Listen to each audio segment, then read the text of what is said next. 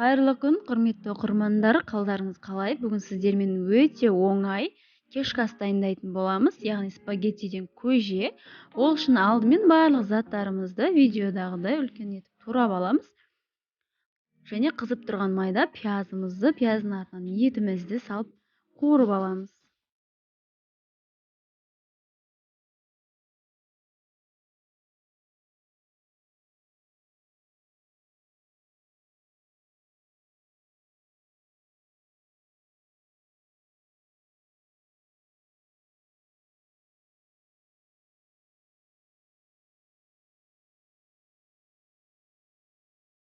Үстінен сәбізімізді салып, оны да жақсылап қуырып аламыз.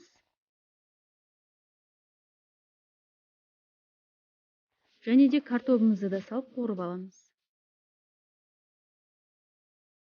Өте қарапайым тағамдардың бірі, менің ойымша, бұны барлық жерде істейтін шығар. Кешкі асқа өте тез дайын болатын, көп уақыт алмайтын тамақ. Және де ең соңғы кезекте болгар бұрыштары, оны да осылай салып, жақсылап қуырып алатын боламыз.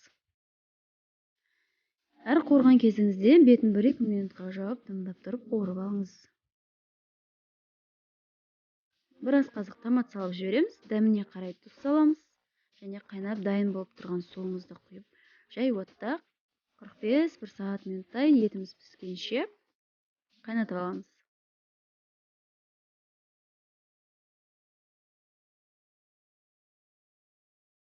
Міне түсі де керемет әдемі болып, етіміз пісіп қайнап шықты. Спагеттиді салардан алдын, 10 минут алдын осылай лавр жапырағын салып жібереміз. Спагеттиіміз піскенше 15-20 минуттай қайнатып алатын боламыз.